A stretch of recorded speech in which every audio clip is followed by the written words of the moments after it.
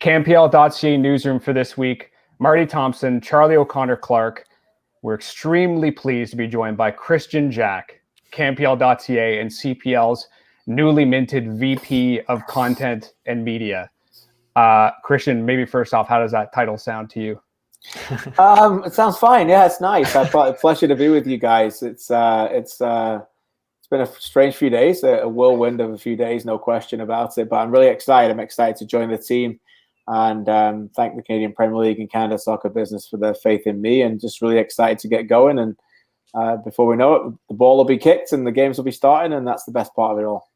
If you're watching this, there's a great chance you know Kristian from either The Score or TSN or any moment of this sport in this country. But maybe let's peel back. You already sort of talked about the whirlwind of this past week. First off, how did this happen? Well, I mean, obviously, you know what's gone on in the media over the last few months with my future and my time, and I've really enjoyed it. Working at TSN, and it's been a different time in my professional career, quite frankly. And there was opportunities to speak to different people, and during that time, I continued to talk to Sirius XM, and then I formed a relationship with OneSoccer. OneSoccer have been pivotal in this, and MEDIAPRO, and I thank them for their involvement. I'll continue to do that. We'll get to that, I'm sure, as well. But Kurt and the team over at OneSoccer and Gareth and Ollie and Andy have been tremendous with me. Welcoming me into their family. And you guys mentioned my time at The Score. It reminds me a little bit of my time at The Score. Many years ago, we were a small group with lots of young people there and lots of enthusiastic people working together as a team. And OneSoccer reminds me of that. So just starting off with them with the TFC games, and then obviously the Canada men's national team games has allowed me to form a relationship there that, I think it all streams in the same direction with the Canadian Premier League as well, Mike. Yeah. I mean, the CPL then, coming into this, what is there anything specific about it that appeals to you, the project, the opportunity? Just what is it about the Canadian Premier League that you look at and you're like, I want to be a part of that? Well, so much, so much is there for me because there's so much growth on the table for the Canadian Premier League. First of all, it's Canadian, and I love this country so much.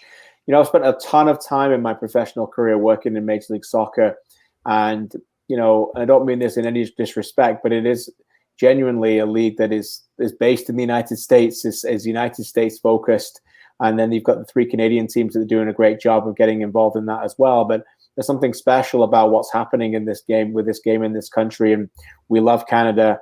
And I think that the more and more people every day are falling in love with this league and can get to connect with it.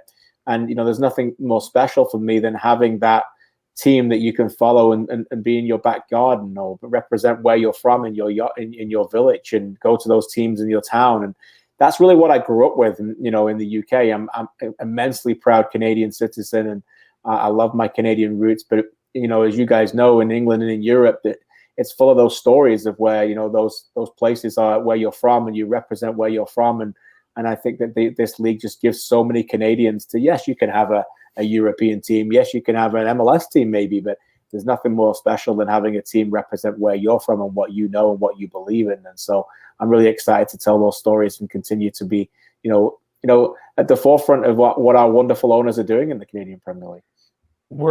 I'm speaking for Charlie here. We're incredibly excited to work alongside you, but maybe for the people at home, like, what do you want to frankly do with CPL and CanPL.ca? What are your goals? What do you want to achieve here? Well, I think it's just exactly kind of what I was saying, Marty, a little bit more. The 3 of us will have long conversations about this. It's telling more stories, it's getting more players access out there, and just really, I think I can't wait for us to wrap our arms around the games. Ultimately, the stories around the league are really important, and getting the players and the coaches involved and the owners, and getting their clubs to the forefront. But for me, it's the games. The games bring the real credibility, and I'm excited to talk more about those games and get those games out there and tell the stories about the games. The stories within the game. For me, there's no greater narrative than when the games are being kicked off, and telling those stories and really recapping those moments. And we've got a special time here. We've got a real special time here with all these games that are going to be happening, over 100 games in the CPL this year, starting with the bubble, and then fingers crossed, all in home markets to come. And It feels we're all getting through this pandemic together, and we can see a little bit of light at the end of the tunnel. And I'm just so proud of everyone that we can get these games going in the Canadian Premier League and start to tell those stories. Mm-hmm. Marty, what do you think? Can we talk about soccer a little bit? Yeah, I think so. Actually, we do have one question written in from someone named Charlie. I would like to ask a question. Where will Southgate be playing Jack Grealish at the Euros?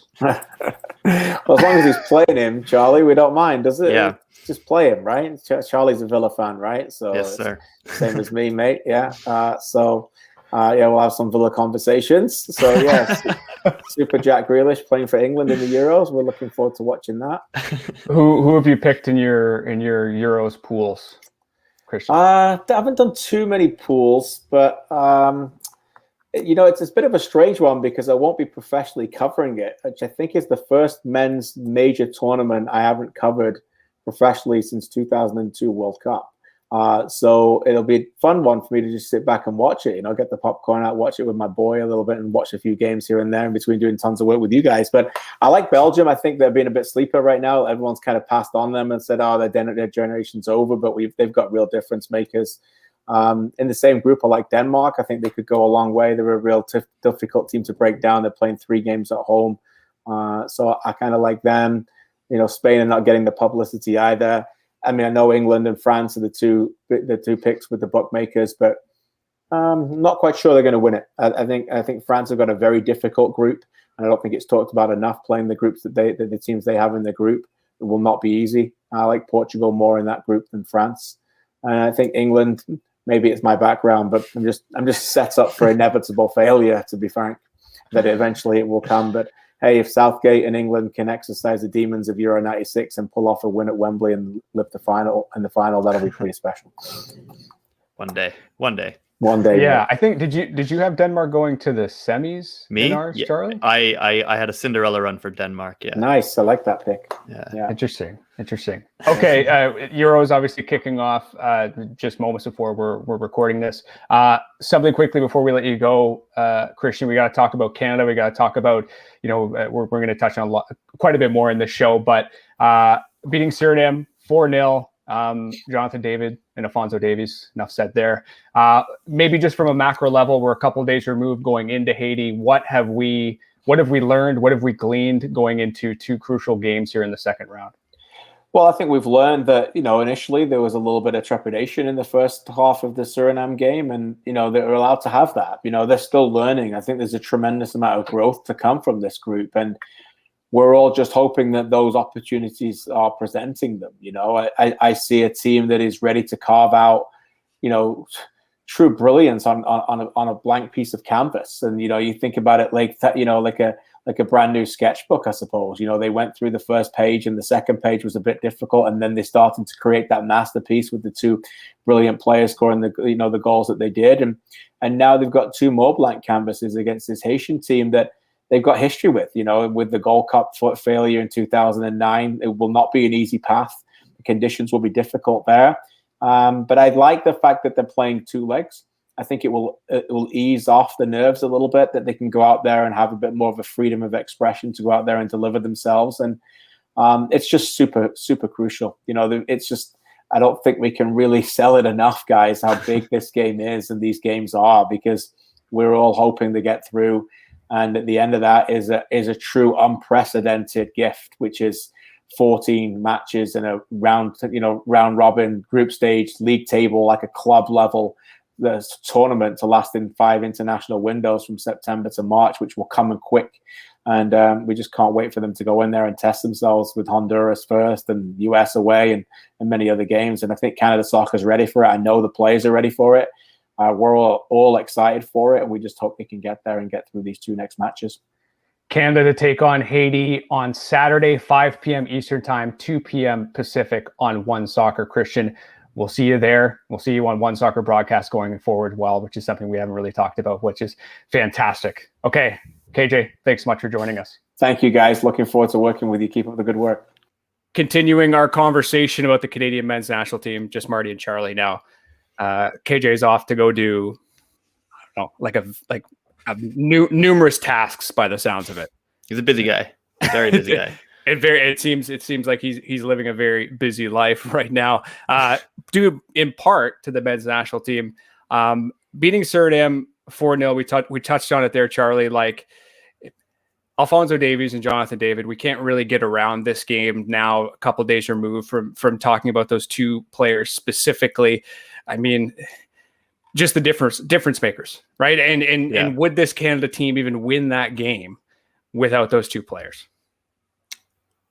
Well, to answer the question, I think so, but I think it would have taken them a long time, because I think regardless, Canada just had a lot more stamina than, because I think Suriname kind of came into the game with that energy. They pressed Canada for a little bit and then just sort of fell off because, most of their players are 33, 34, 35. And I think any Canadian midfield with that group of players was going to eventually run them down. But they didn't really need to, because there's just two ridiculous superstars on the pitch that took matters completely into their own hands and won the game. Like, yeah. Well, it's like I just think about that 1v1 with Davies on the first goal.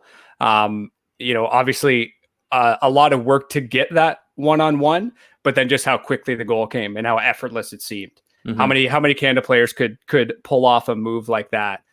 Just to run around the keeper and slot it between the slot it through the keeper's legs or around the defender. We should talk about Canada's tactical change there with John Herdman electing to go to a back three. Mm-hmm. Maybe a bit of a risk with Scott Kennedy playing his first international at any level for Canada. Alistair Johnson typically plays as a right back, coming in at center back with Daniil Henry in the middle. I mean, it worked. It looked a little shaky at the start, but it ended up working out, right? Yeah, I think there's probably no denying that it was a gamble to come out with something like that we've never really seen Canada play with before, especially with this group of players. But the thing about gambling is sometimes you win. And and it worked out. And I think, I don't know if I would necessarily put Canada's win down to we absolutely can't put it down to the tactics change, because we put it down to two guys just being ridiculous.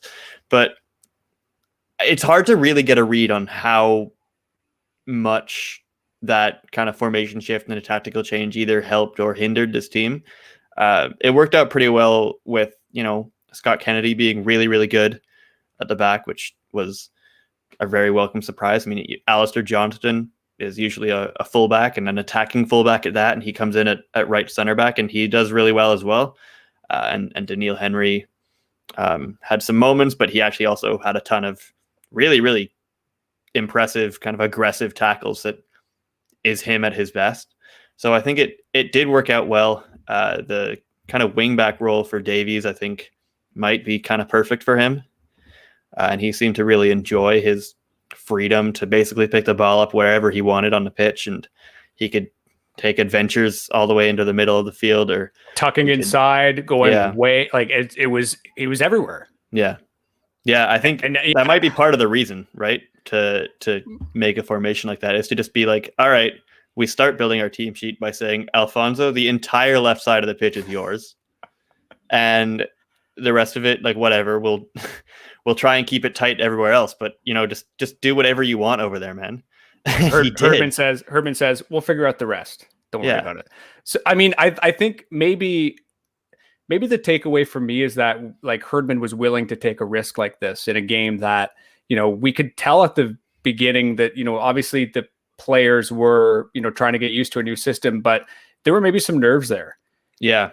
You think about that chance that there were a couple of chances on Milan Borjan in the first half, but a couple of them just seemed like people were maybe just like a little bit tense, right? And that to be able to make a tactical change like that severe, and it works, right? I mean, I think just Herdman maybe deserves credit for willing to take a risk. Yeah, I don't think it's really the first time we've even see him do that. I mean, it's maybe a little bit more drastic, but I mean, we remember when he came into the US game at BMO Field and he sets up this 4-2-2-2 with the little square in midfield. And that worked amazingly. But I really think John Herdman has this knack or this willingness to kind of throw a curveball at an opponent if he thinks that Canada's been a little scouted by the opponent. He'll give them something they haven't seen before. And it's interesting that Canada has the flexibility and the depth now to be able to throw some of these different looks at teams, right? So it'll be really fascinating to see how they approach Haiti in the next round, because I have no idea. And probably the good news is that Haiti doesn't either. But before we get to Haiti, give me this in one sentence, Charlie. Was Suriname overhyped? The actual threat they posed was, but the game itself was not.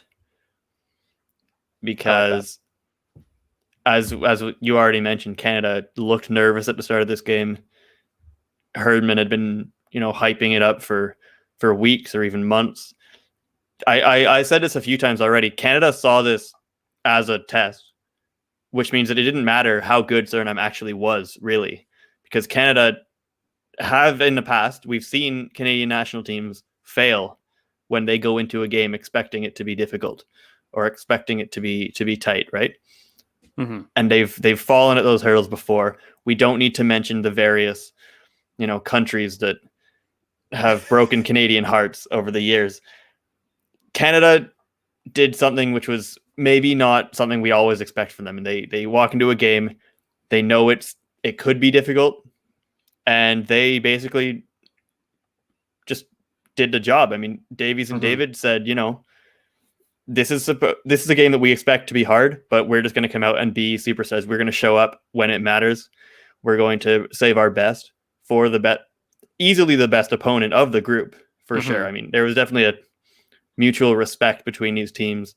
Suriname was able to actually play football and try and threaten Canada, and they definitely were a much higher level of quality than any of Aruba or Bermuda or the Cayman Islands. So yeah, maybe they're not as put together or well-rounded an actual team as some people might have thought they would be, but they had lots of talent, they had lots of experience, and Canada themselves were expecting a contest. Well, and this is just the kicker with Suriname, right? Like they've assembled this team. We've talked to quite a bit about your rundown of the squad last week, but they built this team like on short notice, right? What was it, like 20 caps amongst that starting 11? Like, this is not about this cycle; it's about next cycle.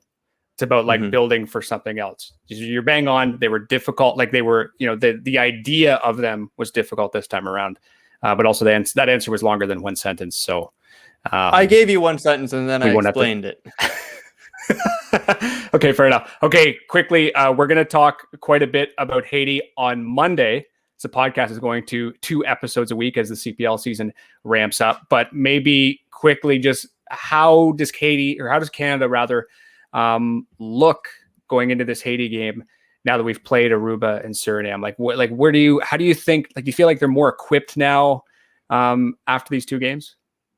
Yeah, I think so. I think they're definitely very confident at the moment. I mean, again, because they've passed their own test against Suriname, they know that they can beat teams that give them a little bit more of a threat.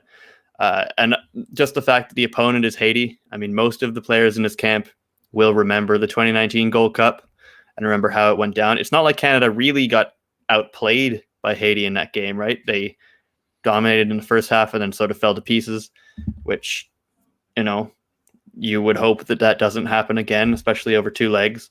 But I think it is going to be maybe even a boost to Canada that's the opponent, because I think it's a team that they've really wanted to get back at, and they've actually said as much themselves after the Suriname game. I really think that Canada has the confidence and the depth and obviously enough time off after the Suriname game that they really should be coming out on Saturday evening just firing on all cylinders. Canada to play Haiti on Saturday, 5 p.m. Eastern time, 2 p.m. Pacific on OneSoccer. Second leg to follow on Tuesday. But again, we'll tee that up on Monday's episode. We're going to 2 episodes a week because, folks, the CPL is back. The CPL is back with the kickoff in Winnipeg, Manitoba, presented by Volkswagen. Maybe it's worth just sort of going over the Coles notes of this entire thing, because you know what, if you're just listening to the podcast and not reading CanPL.ca every day, this may seem a bit confusing. So all 8 teams going to Winnipeg for a single site start to the season. 32 games, 8 games each. The schedule came out this week, actually, and teams will be playing opponents on the opposite sides of the country. So it's kind of east versus west in that way, just to cut down on travel if and when, hopefully when, clubs are able to return to home markets. This thing's going to wrap up in late July. Fingers crossed they're back in home markets in August, and the entire season can start from there. So again, it starts in Winnipeg, and it starts at a very interesting time, Charlie, for these clubs that have been unable to train, specifically Forge and York. Not train as full teams, right? There's an inherent disadvantage there competitively. Like how do you measure that coming into something like this? You know, I know you talked to Bobby Smirdiotis this week. Like, you know, how does maybe what's their mindset? You know, because they've been able to train only a couple sessions with 10 players or something like that. Meantime, Ottawa, who's in their same province, has been training for almost 2 months in Spain, right? Yeah, I think there's no really getting around the fact that it's a difficult situation for Forge and for York United. I mean, if you were to ask them, like, they would acknowledge that it's difficult and they are at a disadvantage. There's no two ways about it. But I don't think there's really a lot that they can do about that now. They kind of just have to, you know, for lack of a better word, you know, just suck it up. Like, you have to go into the bubble. You are going to play some teams that are probably a little bit more match fit, a little bit sharper. Forge has actually a lot of experience with that at the moment, though. From the CONCACAF League run, they were playing pretty much exclusively teams that were mid-season in full match fitness. Meanwhile, they had to quarantine and travel and get back to training on kind of an endless loop for some time. So maybe they'll be able to cope with it a little better than a York team, which is heavily rebuilt, very different from last year's. So I'd maybe be a little concerned about how they might begin this season.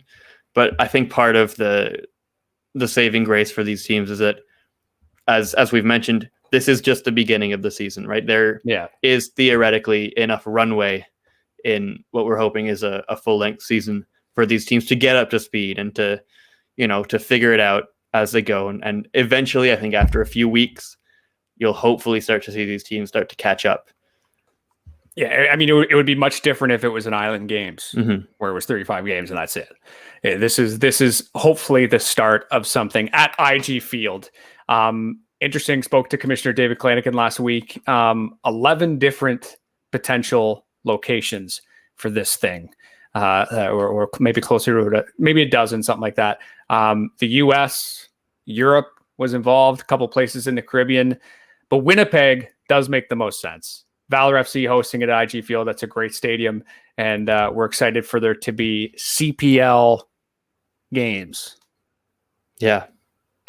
Yeah, thank God. That's all I got. Okay, so kickoff is on Saturday, June 26th, so coming up in just 2 weeks. FC Edmonton versus Atletico Ottawa at 2 p.m. Eastern time, and then Pacific versus Halifax, a coastal clash. Following that,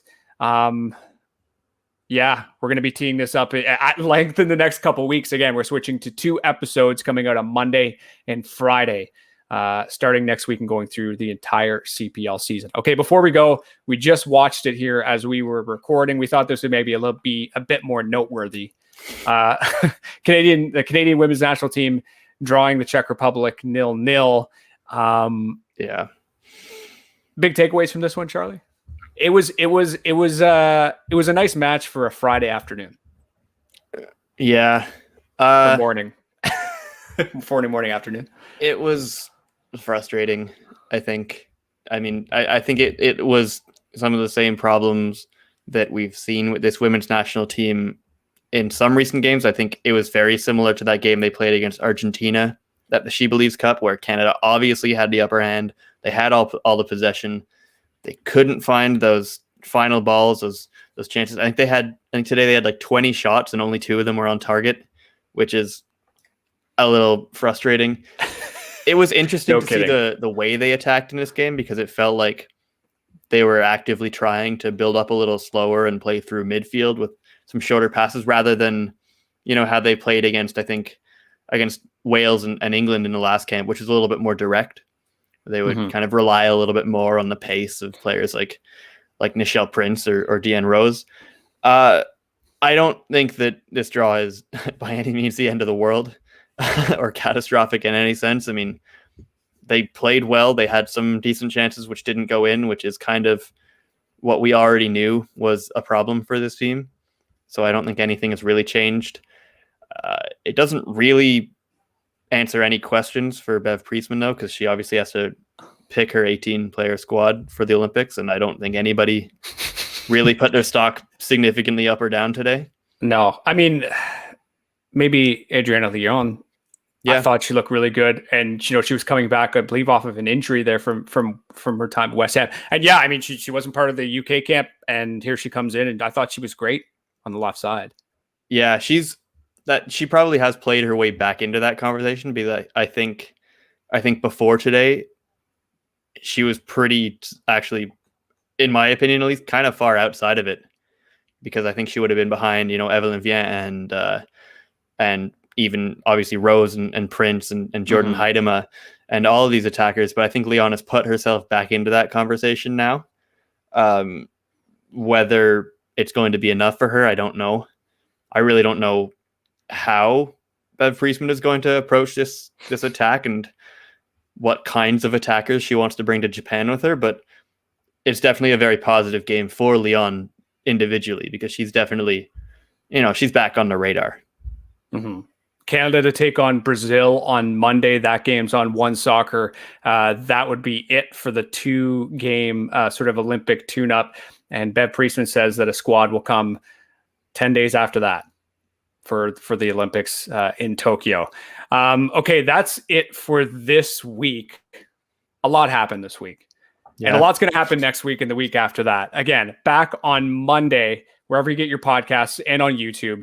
We'll have 2 podcasts a week in the lead up here to the 2021 CPL season, starting with the kickoff in Winnipeg, presented by Volkswagen. Okay, we'll see you on Monday.